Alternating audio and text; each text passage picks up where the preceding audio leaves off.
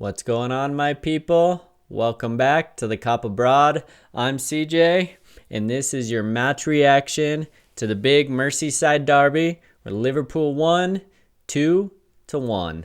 Let's go. Get in, boys. Get in. That's what we wanted to see. Before we get into anything, though, guys, make sure you guys hit that like and subscribe button down below. I'd really appreciate it. Again, just trying to grow this thing, so let's do it. But let's get into it. It went almost exactly how I thought it was going to go. Started out on fire. The crowd was into it. Place was pumping. They were flying around. They were the better team. They had the energy. They had the fight. They had the desire, and we looked off it to start. Started, I think, in the 6th minute. Beto probably should have scored. What a save from Marmadashvili. Kept us in, because if that goes in, the place would have erupted like Mount Vesuvius. Man, if 5 minutes into a derby and Beto puts them 1-0 up, we are in trouble. Lucky for us, though, what a save. Slowly kind of started to grow into the game a little bit, kind of get a foothold in it, to kind of taper down the crowd. But then there's a long ball, like switch long ball over the top to, I believe it's O'Brien, far right side, and he crosses it in. Ball kind of bounces around, falls to Njai. Everton go 1-0 up. Thank the lucky stars, he is offside, O'Brien, by about a half a body.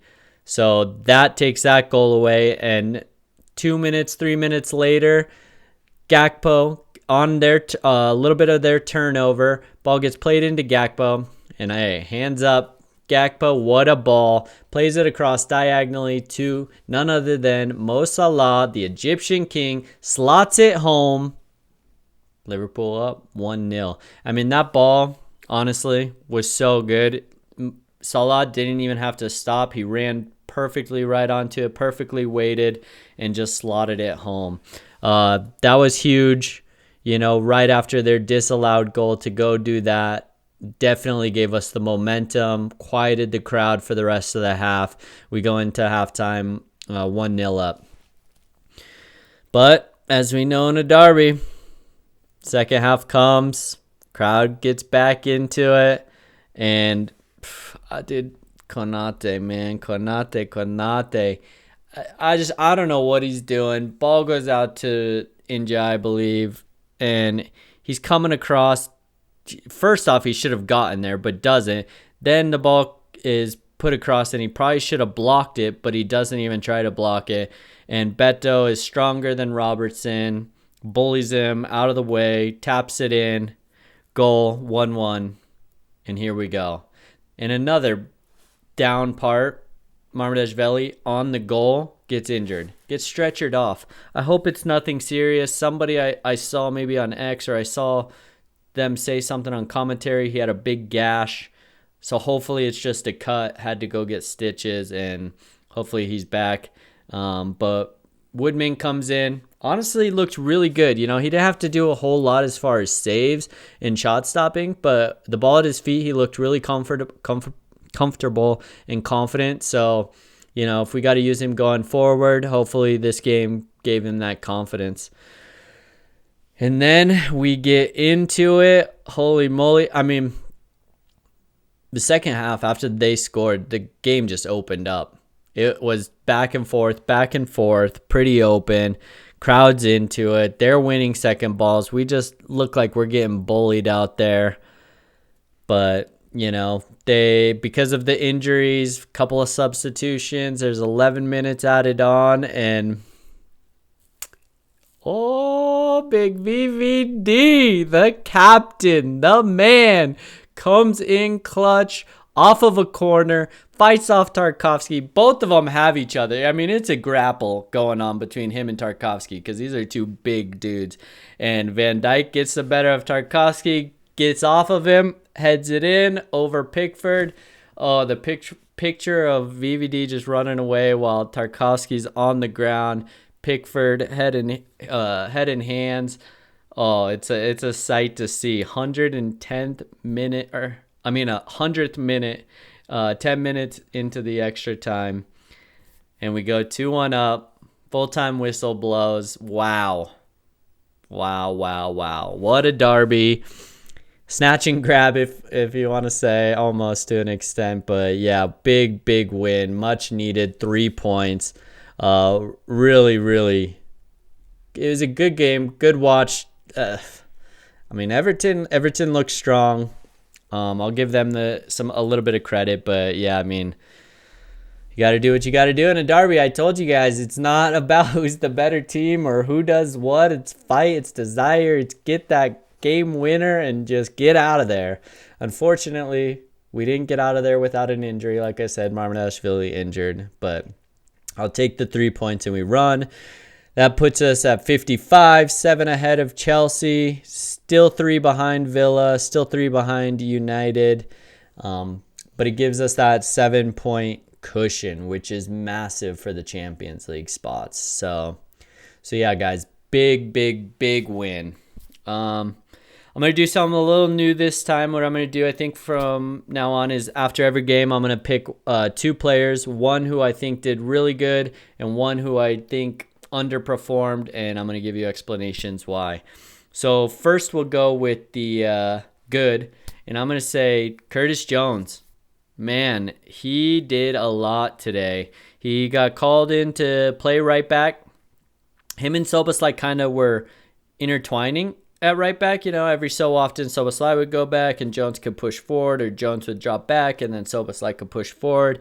But his ability to hold the ball up, to complete passes, drive forward, to make good decisions, I thought he had an excellent game. So he is my bright spot. I could have picked Salah because, like I said in the match preview, Salah gets your goal at every stadium. He got the goal.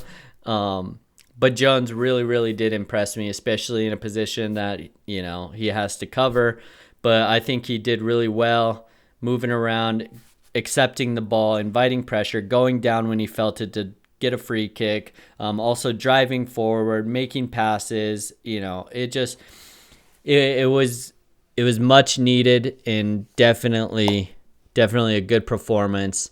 Makes you wonder why Salah hasn't played him more anywhere in the midfield, especially maybe for the person who I'm going to say didn't have a good game on this side or wherever I'm going to put it. But and so that leads me into it.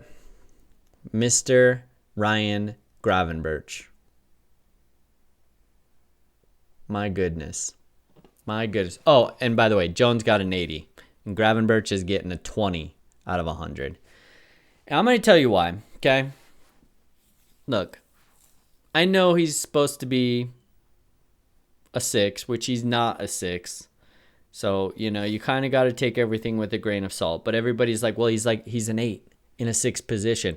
Well, if you're an 8, pass the ball. Dude, 5-yard passes this guy could not complete to save his life. In little rondo triangles, he's passing it out of bounds. He's passing it to nowhere. He's missing passes when people are making runs. It was just so infuriating that I couldn't handle it anymore. And I was like, nope, that's going to be my guy because he has done this most of the season. And look, last season he came in, he did a fantastic job. Probably one of the highlights of our team of the season. The way he would turn on the ball, the way he would shield and glide forward and get the ball going forward and make those passes and get us on the front foot have been gone this season. And then not only to add on top of the passing, but the shooting. For some reason, as our CDM, he is getting at the top of the box the ball, and he's taking the shots. I want that to be Szoboszlai. I want that to be Vert. I want that to be McAllister. I want that to be Jones. Why is Gravenberch getting it there? Every time. And every time he goes to shoot it, I know it's going over the bar or far right.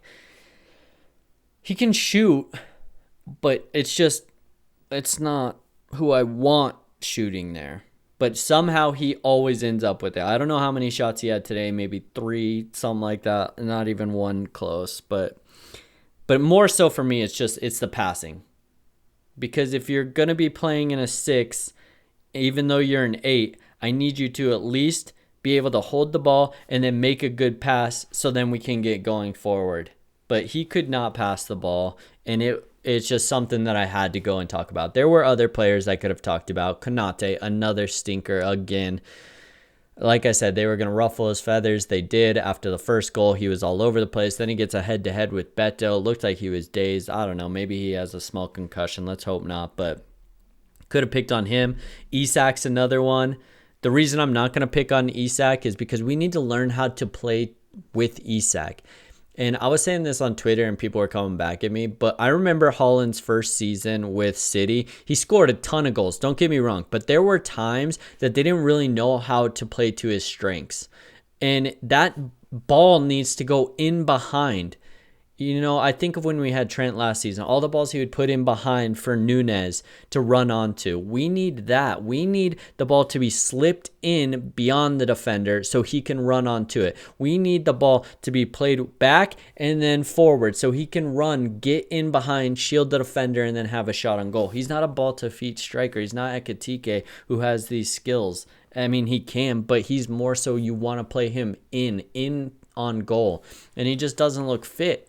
You know, and so I don't think we're going to see anything from Isak this season. We got to just chalk it up to an L. My whole thing with him now is just let's get him the game time. Let's get him to be able to play a full 90 by the end of the season, get him a full preseason after the World Cup, and next year he hits the ground running because we're going to need the goals. Salah's going to be gone. Ekitike is still out injured. Who knows who we're bringing in? Rio's still young. Gakpo is Gakpo. So we're going to need him to do his job and score goals. But I didn't want to pick on him, even though I just kind of did. Also, flowers to Gakpo for his pass to Salah, because I pick on him quite a bit. Anyways, guys, that's going to be it for the match reaction. Get in. VVD with the game winner. Oh, Merseyside is red today.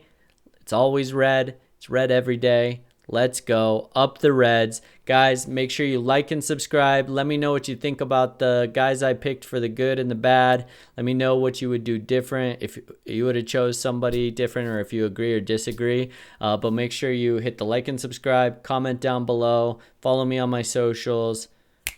And I will see you guys next time.